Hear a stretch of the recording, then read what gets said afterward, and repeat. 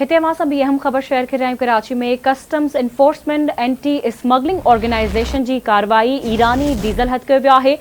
RCD highway ते कार्रवाई करे 4000 लीटर ईरानी डीज़ल ज़ब्त कयो वियो। तर्जुमान मौजूद बलोचिस्तान मां ईंदड़ बस जी छित ऐं साइड बॉडी में ठाहियल ॻुझनि खाननि मां ईरानी डीज़ल हथ कयो वियो आहे। ज़ब्त कयल डीज़ल जी मालियत 30 लाख रुपया ॿुधाई पई वञे। केस दाख़िल करे जांच कई पई वञे। तर्जुमान जो इहो चवणु आहे। अहम ख़बर मां सां शेयर करे रहिया आहियूं। कराची में customs enforcement anti smuggle organisation जी कार्रवाई ईरानी डीज़ल हथ कयो वियो आहे।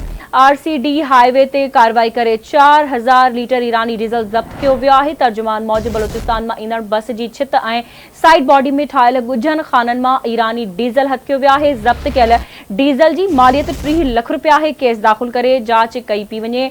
अहम ख़बर मां सां शेयर करे विया आहियूं। कराची में custom enforcement anti smuggling organisation जी कार्रवाई ईरानी डीज़ल हथ कयो वियो आहे।